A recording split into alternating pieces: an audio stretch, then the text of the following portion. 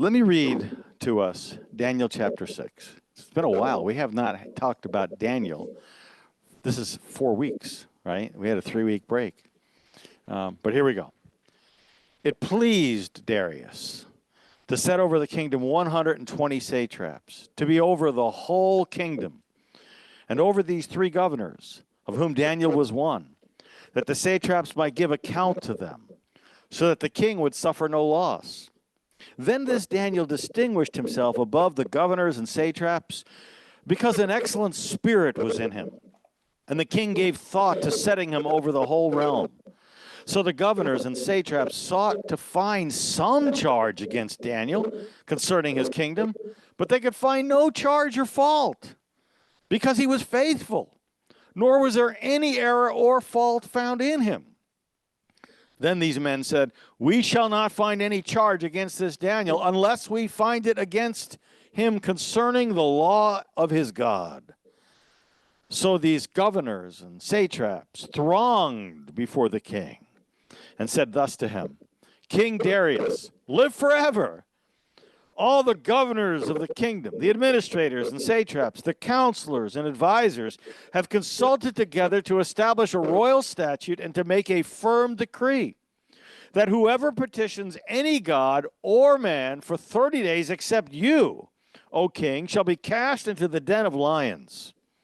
Now, O king, establish the decree and sign the writing so that it cannot be changed, according to the law of the Medes and Persians, which does not alter." Therefore, King Darius signed the written decree. Now, when Daniel knew that the writing was signed, he went home. And in his upper room, with his windows open toward Jerusalem, he knelt down on his knees 3 times that day and prayed and gave thanks before his God, as was his custom since early days. Then these men assembled and found Daniel praying and making supplication before his God. And they went before the king and spoke concerning the king's decree. "Have you not signed a decree that every man who petitions any god or man within 30 days, except you, O king, shall be cast into the den of lions?" The king answered and said, "The thing is true, according to the law of the Medes and Persians, which does not alter." So they answered and said before the king, "That Daniel, who is one of the captives from Judah, does not show due regard for you, O king, or for the decree that you have signed, but makes this petition 3 times a day." And the king, when he heard these words, was greatly displeased with himself, and set his heart on Daniel to deliver him. And he labored till the going down of the sun to deliver him. Then these men approached the king and said to the king, "Know, O king, that it is the law of the Medes and Persians that no decree or statute which the king establishes may be changed." So the king gave the command, and they brought Daniel and cast him into the den of lions. But the king spoke, saying to Daniel, "Your God, whom you serve continually, he will deliver you." Then a stone was brought and laid on the mouth of the den, and the king sealed it with his own signet ring and with the signets of his lords, that the purpose concerning Daniel might not be changed. Now the king went to his palace and spent the night fasting, and no musicians were brought before him. Also his sleep went from him. Then the king arose very early in the morning and went in haste to the den of lions. And when he came to the den, he cried out with a lamenting voice to Daniel. The king spoke, saying to Daniel, "Daniel, servant of the living God, has your God, whom you serve continually, been able to deliver you from the lions?" Then Daniel said to the king, "O king, live forever. May my God sent his angel and shut the lions' mouths, so that they have not hurt me, because I was found innocent before him. And also, O king, I have done no wrong before you." Now the king was exceedingly glad for him, and commanded that they should take Daniel up out of the den. So Daniel was taken up out of the den, and no injury whatever was found on him, because he believed in his God. And the king gave the command. And they brought those men who had accused Daniel, and they cast them into the den of lions. Them, their children, and their wives. And the lions overpowered them, and broke all their bones in pieces before they ever came to the bottom of the den. Then King Darius wrote, to all peoples, nations, and languages that dwell in all the earth, peace be multiplied to you. I make a decree that in every dominion of my kingdom, men must tremble and fear before the God of Daniel, for he is the living God, and steadfast forever.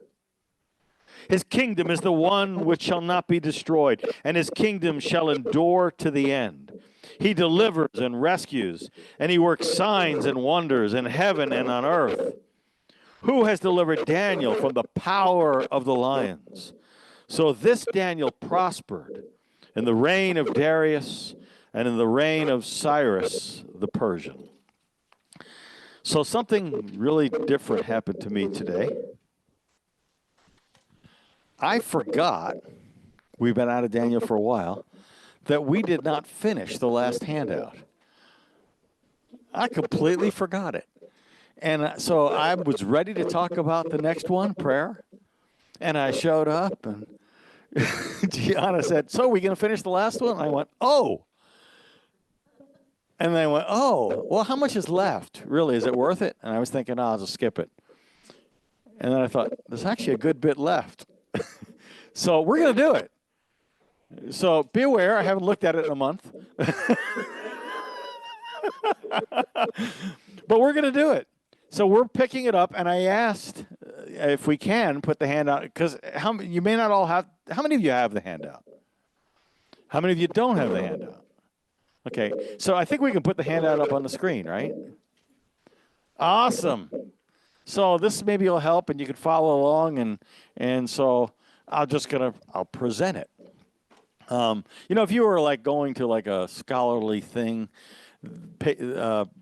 professors present papers, right, as it were. Okay, so maybe that's something like what we're doing. We're going to pick it up on page 5, and we're going to pick it up right here. Okay, and I'll kind of move us along as I do on this page. I'll say this page and that page and all that kind of thing. But the law of the Medes and the Persians, which does not alter. The Bible records another instance of the immutability, the unchanging law of the Medes and the Persians in the book of Esther. And classical writers do write about it. The Jewish Study Bible, I haven't looked at this in a month, so I may read more than I normally do. But it's worth looking at, and I'll explain why, but you'll see why in a few minutes. The Jewish Study Bible says, some ancient authors believe that the law of the Persian king once enacted could not be altered. This is likely only a popular tradition. However, it is emphasized for dramatic effect. That's what the Jewish Study Bible, which is Orthodox, it's not Messianic, that's what it says. And so basically we're contrasting the law of the Medes and Persians with the law of God. And the law of God will stand firm until beyond creation itself. It will not change. Matthew 24, verse 35, heaven and earth will pass away, but my words will by no means pass away. Going over to page 6. Revelation 20, verse 11. Then I saw a great white throne and him who sat on it, from whose face the earth and heaven fled away, and there was found no place for them. So heaven and earth are going to pass away. Revelation 21:1. Now I saw a new heaven and a new earth, for the first heaven and the first earth had passed away, and there was no more sea. By the way, the book of Hebrews says the fact that a new covenant is that we have a new covenant is proof that fault could be found with the old covenant. Right? Y'all familiar with that verse? Well, if that's true, then the fact that there is a new heaven coming shows that fault can be found with the current heaven. The current heaven, number one, is not as good as it was before there was a church split in heaven and Satan fell. Also, just as the new covenant is better than the old covenant, the new heaven will be better than the old heaven. There are souls in Revelation chapter 6 under the altar in heaven, crying out, "How long, O Lord, just and true, until you judge those who have and avenge our blood upon on those who are on the earth?" Because they're crying out in heaven. That kind of prayer will not happen. God in Peter says, it says in Peter that God looks for a place wherein righteousness dwells, looking for a new heaven and a new earth. God can look at the floor in heaven and say, that spot right there, Satan has stood there. And he's going to create a new heaven where Satan has never stood. So there is a new heaven coming. Now, replacement theology, going back to page 6, teaches that the law of Moses will pass away, or has. But did Jesus actually teach that? In Matthew chapter 5, verses 17 through 20, he said in his most famous sermon, Sermon on the Mount, "Do not think that I came to destroy the law and the prophets. I did not come to destroy, but to fulfill. For surely I say to you, till heaven and earth pass away, one jot or one tittle will by no means pass from the law until all is fulfilled. I have never seen heaven, but I have seen the earth, and it still exists. And there is no means by which one jot or one tittle of all of the Torah will pass away as long as there is a heaven and an earth. Nothing has passed away." That throws a hole in a lot of people's theology, but Jesus did say that. He said in verse 19, "Whoever therefore breaks one of the least of these commandments and teaches men so shall be called least in the kingdom of heaven. But whoever does and teaches them shall be called great in the kingdom of heaven. For I say to you, unless your righteousness exceeds the righteousness of the scribes and Pharisees, you will by no means enter the kingdom of heaven." In fact, as you look at those verses, in verses 19 and 20, it actually describes three different kinds of people. In verse 20, it's describing people who do not enter the kingdom of heaven. They don't go to heaven. Verse 19 describes two kinds of people that do go to heaven. In verse 19, you have those who are called great in heaven, and you have those who are called least in heaven. And the difference is based upon what they actually do with the Torah. That's actually what Jesus said. Now, our righteousness, if our righteousness does not exceed the righteousness of the scribes and the Pharisees, then we don't go to heaven. How do we get righteousness? Through Jesus. That's the only way to get righteousness. The only way to be declared right with God, which is what the word righteousness means, is through his sacrifice, completely depending upon Jesus. There is no other way. But once we are on our way to heaven and we're going to get in, heaven is not going to be the same for everybody. Hell is not going to be the same for everybody. Jesus talked about people getting great rewards. He talked about people getting beaten with many stripes, people being beaten with few stripes. Hell is not going to be the same for everybody. Some will have it worse than others. Heaven will not be the same for everybody. Some will have it better. Some will not have it as good. Once it is determined that we are going to heaven, God is a just God. And so it will say several places in the New Testament, in Romans and in Revelation, that God judges every man according to his works. So we don't go to heaven based upon works. We go to heaven based upon Jesus, period. Works are irrelevant. But God is just, and he judges every man based upon his works. Therefore, once you get to heaven, the reward that you get will be based upon your works. Or if a person goes to hell, once they get to hell, the punishment they get will be based upon works. All of the rewards are based upon works, and all of the punishments are based upon works. The destiny is not based upon works. The destiny is based upon Jesus, period. This is why Paul will say in Corinthians that some people will be like, their works will be like gold, silver, bronze, right? And they'll receive the reward. Others will be burned up like wood, hay, and stubble. And he says, but they will be saved, yet as through the fire. In other words, their works are burned up. They actually don't have the blessings that they could have had because their works did not survive, but they got to heaven. So heaven is great for everybody, but it is not the same for everybody. And hell is horrible for everybody, but it is not the same for everybody. Does that make sense? And this is the teaching of Jesus now. So the word for destroy, I did not come to destroy, but to fulfill, means to overthrow or throw down. The word to fulfill, I'm actually going to do some of this in the Shabbat service on Friday. The word to fulfill means to fill it up to the brim. And what Jesus is actually doing here is he's actually going to go right from Matthew 5:17 through 20, and he's now going to give 6 examples of how the fullness, what the fullness of the Torah means. And in no way does he diminish it. And actually, if we're going to be honest with what he actually does say, he makes it much more demanding.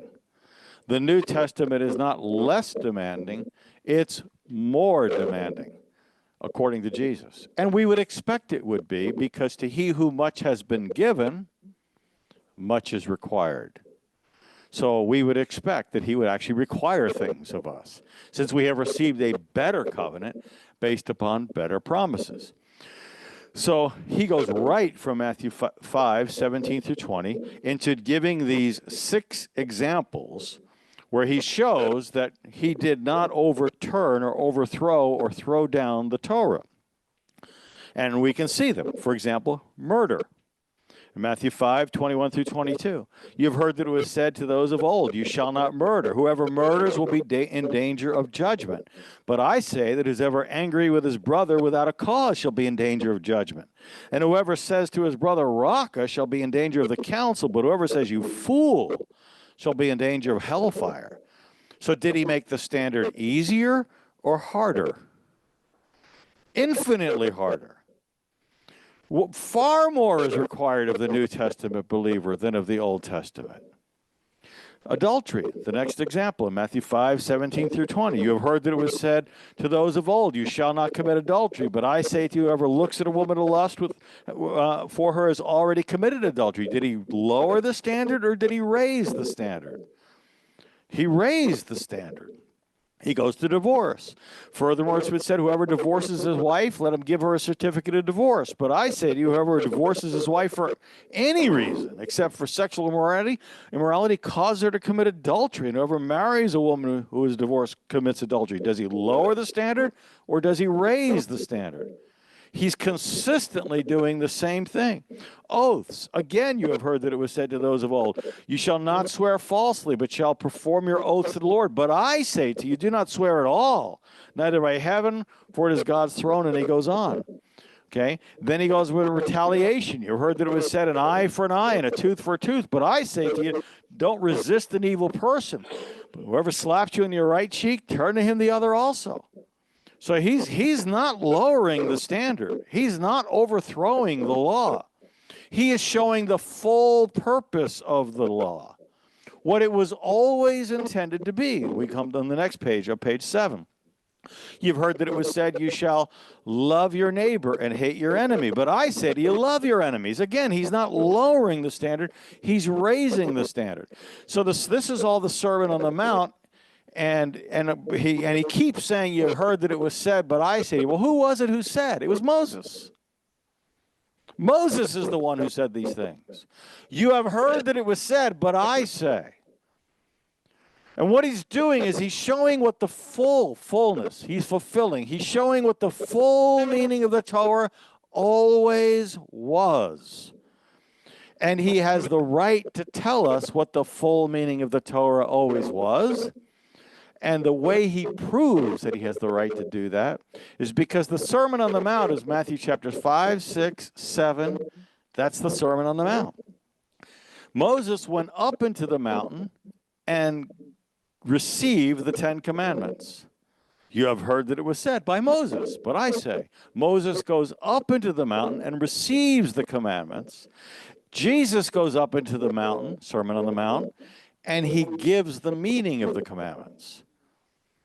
And then to prove that he has the right to say what the commandments mean, he comes down off of the mountain in Matthew chapters 8 and 9, and he does 10 miracles in a row.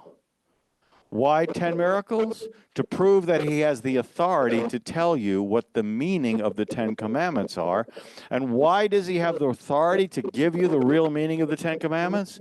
Because he is the Word of God, and he's the one who actually gave them to Moses. There's actually 10 miracles in a row, and I didn't discover that. I read that in the Word Biblical Commentary.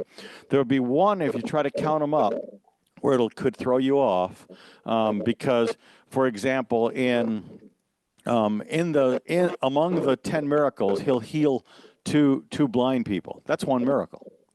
Okay, and that's obvious. But there's another one that's not so obvious, and this will be the one that will throw your counting off. He heals Peter's mother-in-law, right? And then that night, they bring him a large group of people, and he heals everyone.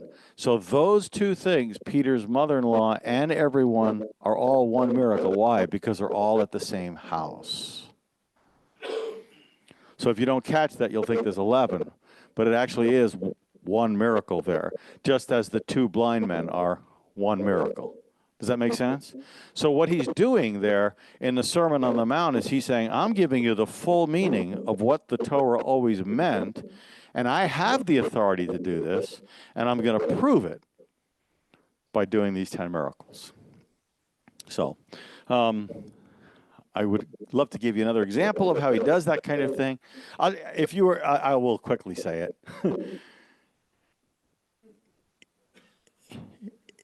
On the first day of Sukkot, in John chapter 7, he goes up to Sukkot, and then on the last day, the great day of the feast, he says, "All who are thirsty, come unto me and drink, and I'll give you."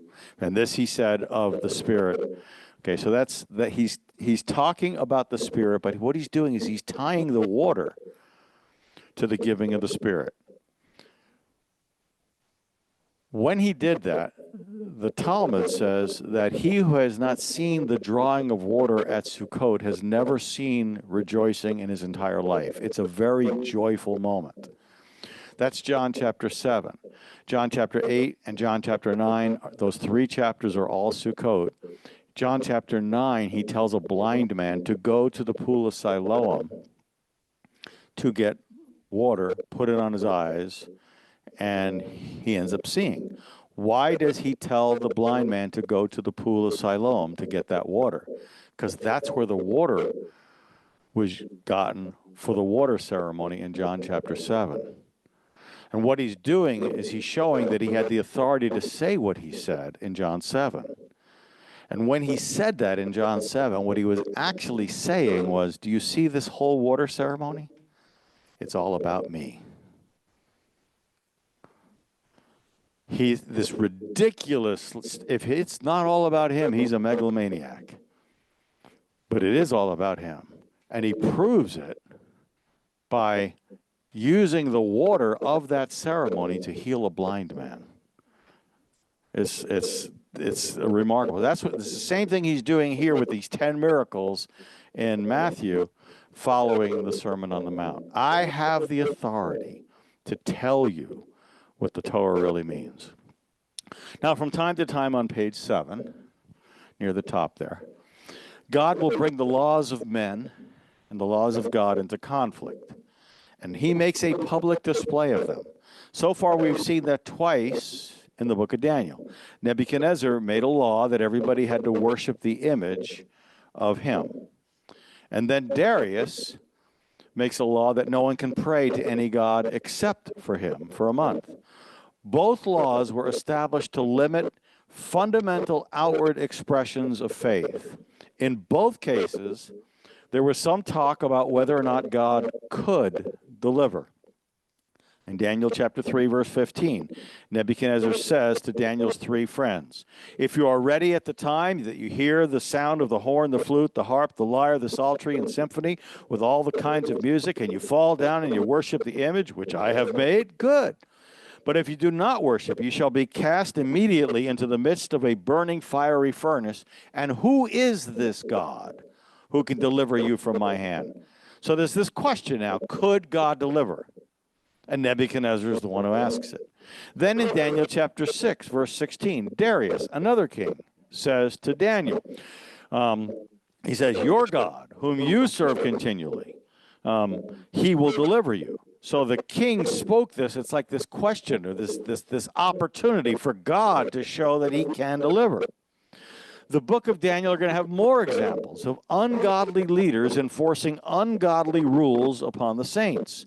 For example, in Daniel chapter 7, which we're about to get into shortly, he will speak pompous words against the Most High, the Antichrist, shall persecute the saints of the Most High, and shall intend to change times and law, and then the saints shall be given into his hand for a time, times, and a half time. We'll look at that. All this then begs the question, which is the reason why why I stuck with this chapter when I realized we hadn't done it. How should Christians respond to unjust governments? Do we need to obey every law, even when they are unjust? On the one hand, anarchy says that we can disobey any law of man anytime we feel that it is appropriate. That's anarchy. On the other hand, radical patriotism says that civil disobedience is always wrong. That's like the Nazis saying I was just following orders. The truth probably lies somewhere between the two. How should followers of Yeshua respond to unjust laws? Going over to page 8. There's a book by Norm Geisler. It's called Christian Ethics. I read this in the 1990s when I was in seminary. It's a very good book. I know Greg's read it or is in it. It's a really good book. It deals with a bunch of interesting topics: abortion, euthanasia, biomedical issues, capital punishment, war, etc., civil disobedience. Different views on each of them, and gives his ethical reason for believing what he believes. So a lot of the rest of this material that I'm going to give to you comes from his book, which is a very good book. Okay, so here's 5 principles that he gives, he says, should guide us with regard to how we should respond to governments that have unjust laws. Number 1, obey its laws under God. Romans chapter 13, verse 1, let every soul be subject to the governing authorities, for there is no authority except from God, and the authorities that exist are appointed by God. Titus 3:1, remind them to be subject to rulers and authorities, to obey, to be ready for every good work. And 1 Peter 2, therefore submit yourselves to every ordinance of man for the Lord's sake, whether to the king as supreme. By the way, in 1983, Don and I were in the Air Force, we're married. She had already gotten out, but I was still in. And we were being transferred from Hawaii, yay. If you've not been there, that is a place to go, absolutely. We were being transferred from Hawaii to Minot, North Dakota. And thankfully it was August. And we were driving across Montana, which is a very long drive. And I drove like hours and hours. I think it was like 8 hours. And I just got to the point where I was just tired. And I said, Donna, would you be willing? And I'm driving fast, okay? I'm driving 85 miles an hour. Back in those days, it was 55. Okay, And I just got to the point where I was just tired. I said, Donna, so she said, sure. So she gets in the car, and I've been driving for like 8 hours. She gets in the car, and she goes, 0. We had a Toyota Tercel, and she went from 0 to 85 in like, it probably took 2 minutes to get there. And right away, a cop pulled us over. And the cop walks up to the window, driver's license and registration. And he comes back to the window, and he's doing, and he says, ma'am, I can see from your bumper sticker that you're a Christian. Titus 3:1 says to obey every law and magistrate. Donna just broke. Now, all she did was follow my example, but she just totally broke. She's bawling, right? It was driving. It was called a daytime ticket. It was $5. We thought, wow. We get to our base in Minot, North Dakota, and the insurance company that we had would not insure us. It's only $5. It's a daytime, but that's reckless driving. We will not insure you at all. We ended up having to go to another company, and it cost us like significantly more, like $150 more every 6 months.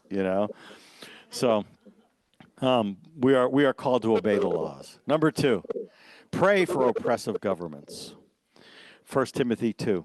Therefore I exhort first of all that supplications, prayers, intercessions, and giving of thanks be made for all men, for kings, for presidents, and for all who are in authority, that we may lead a quiet and peaceful life in all godliness and reverence. Exodus 2:23.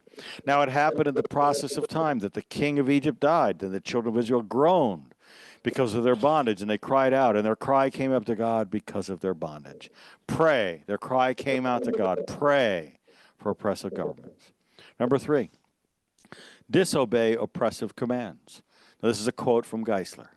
Biblical civil disobedience does not reject God's punishment, but accepts the penalties for disobeying the law. For example, the 3 Hebrew children refused to worship the idol, but they do not refuse to go to the fiery furnace. Likewise, Daniel rejects the order to pray to the king, but accepts the consequent punishment of the lion's den. And the apostles refuse to stop preaching Christ, but accept the punishment of going to prison. Number 4, on page 9, flee oppressive governments. Christians do not need, this is again Geisler quote, Christians do not need to be passive targets of tyranny. We do not need to be dartboards for despots. When oppressed, we should flee to freedom. He is the highest authority, and his word alone binds our conscience absolutely. The prophets fled from Jezebel in 1 Kings 18. Israel fled from Egypt in Exodus 12. And even Jesus' family fled from Herod in Matthew 2. So while not using force against unjust governments, we should at least flee their force against us. Number 5, patiently endure suffering. Admittedly, fleeing is not always possible or successful. Sometimes Christians must suffer patiently for Christ's sake. 1 Peter 4. Beloved, do not think it strange concerning the fiery trial which is to try you, as though some strange thing happened to you, but rejoice to the extent that you partake of Christ's sufferings, that when his glory is revealed, you may also be glad with exceeding joy. Sometimes we must suffer oppression for Christ, or even martyrdom. Revelation 13:10. He who leads into captivity shall go into captivity. He who kills with the sword must be killed with the sword. Here is the patience and the faith of the saints. There are 2 views on how to disobey government. One of them is to revolt, and the other is to refuse. To revolt, that is to revolt against it violently, to fight it, and to reject its punishment. To refuse is to refuse to obey it non-violently, to flee it, and to accept its punishment. Some think that the Bible actually approves of some revolutions. You may not agree with some of the things you're about to hear, but consider this. This is again a quote from Geisler. For several reasons, the single instance, only one example in the Bible of a God-appointed revolution against Athaliah, the queen, in 2 Chronicles chapter 23, cannot be used to support revolutions. This was not a divinely approved human revolution. It was a divinely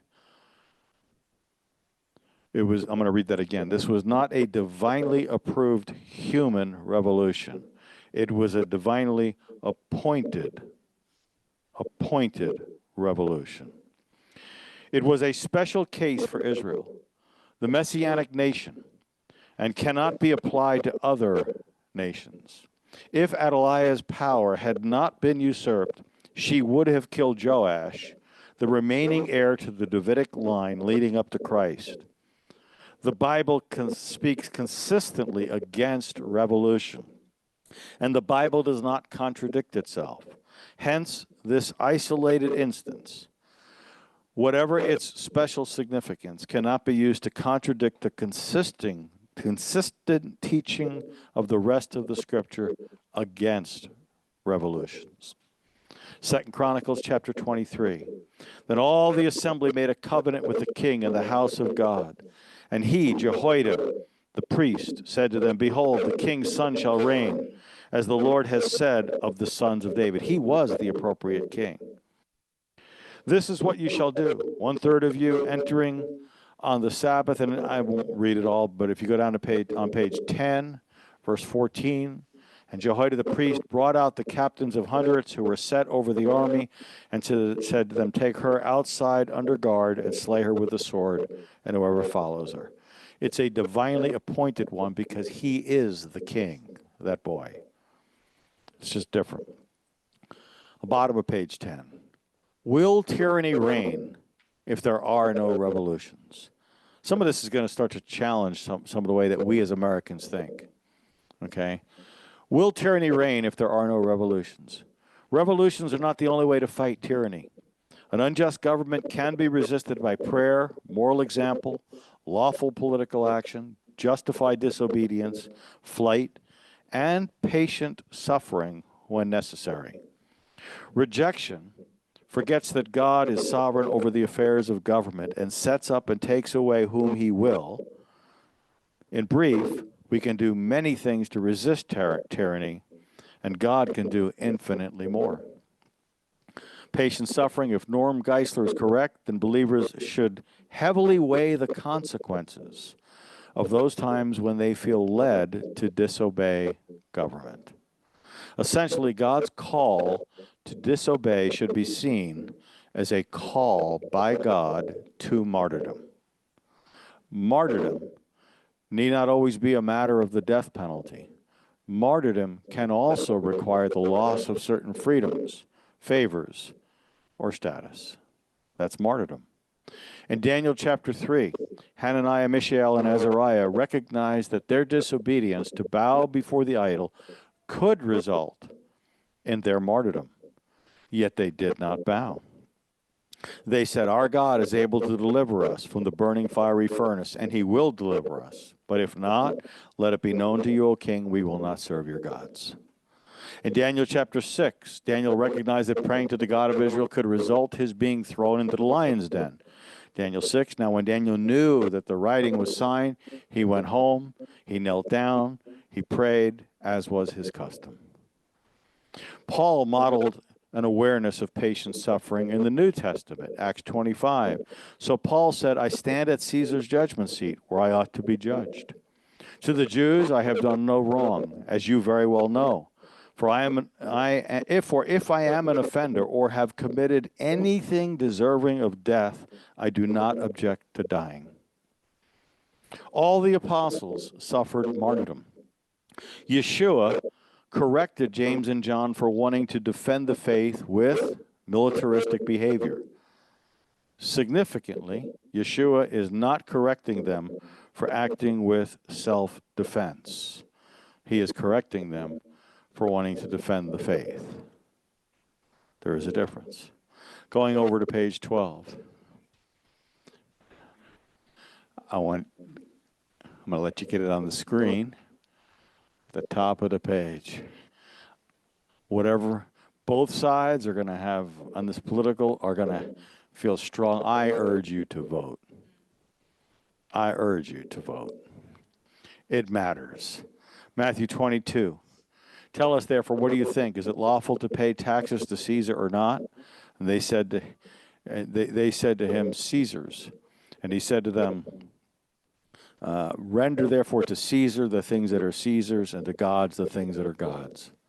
So one of the things that we are to render our Caesar is our vote. Vote. Steward your citizenship. Acts 22, verse 25. As they bound him with thongs, Paul said to the centurion who stood by, is it lawful for you to scourge a man who is a Roman and uncondemned? It is not impossible that martyrdom could come upon the people of faith in the U.S. It is possible.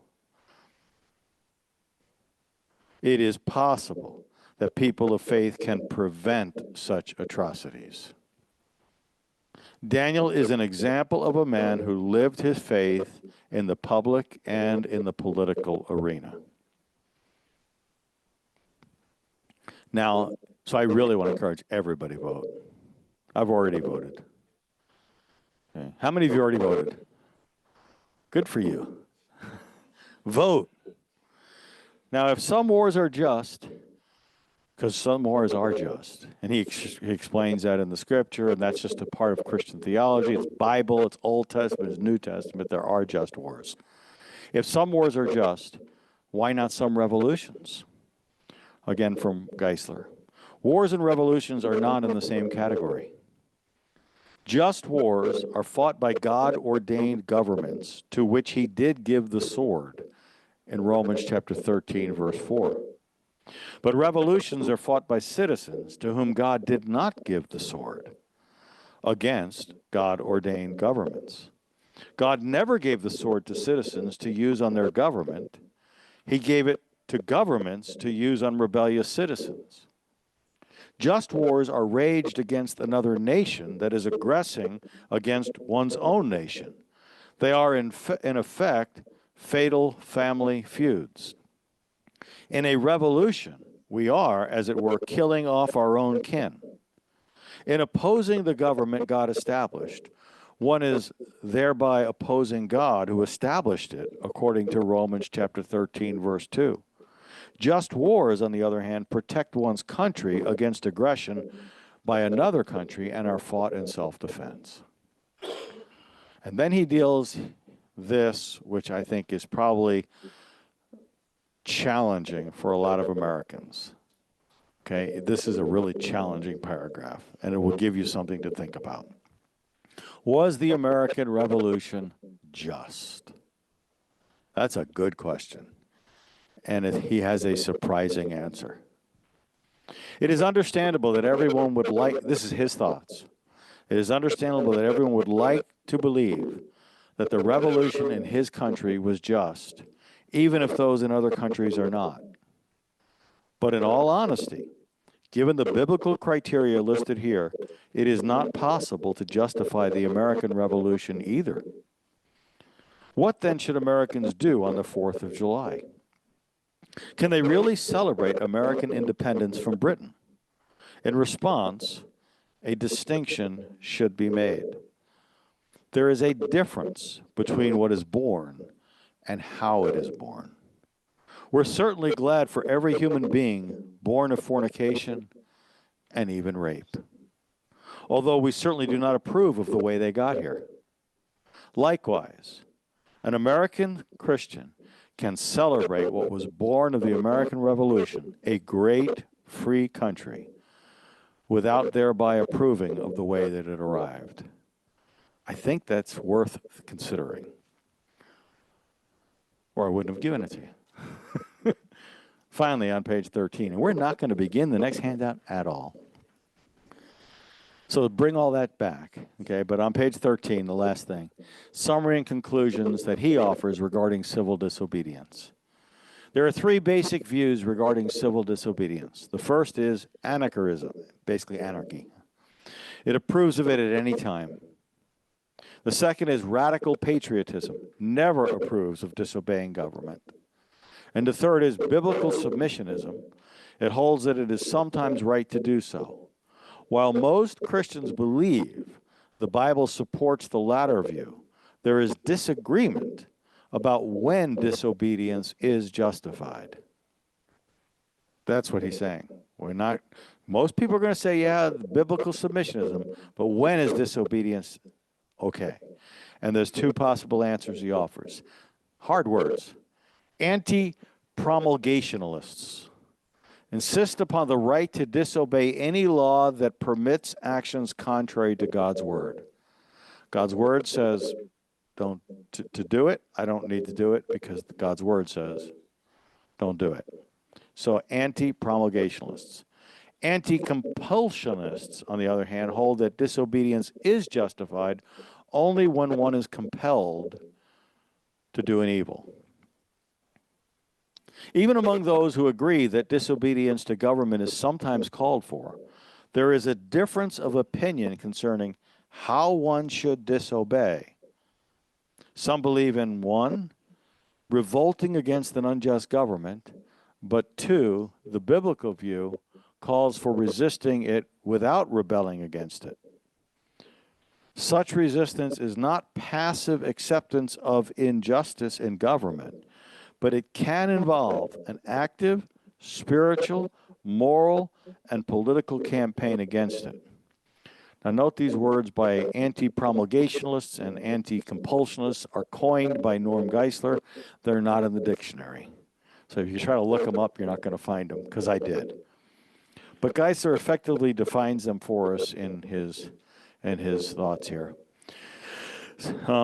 Establish the decree and sign the writing. The court jesters wanted King Darius to put the decree in writing so that it would put pressure on the king to stick with his own edict. They were backing the king into the corner. In the end, the king will release Daniel from the lion's den and respond like a cornered lion. And so that's the end of that handout. And I can imagine some might want to say something, because it is kind of like when I read that, I thought to myself, wow, okay, that's not the way I would have thought had I not read that. And I can understand why not everyone would agree with it. But it is a challenging thought. Anybody want to say anything before we go?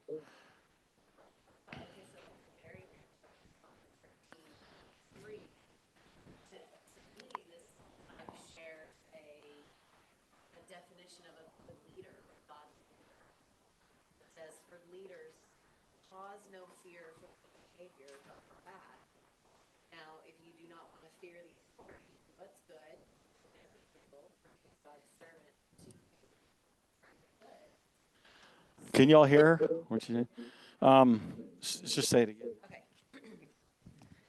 Okay. So my question is regarding Romans 13, verse 3. For context, Pastor Greg quoted 13:1.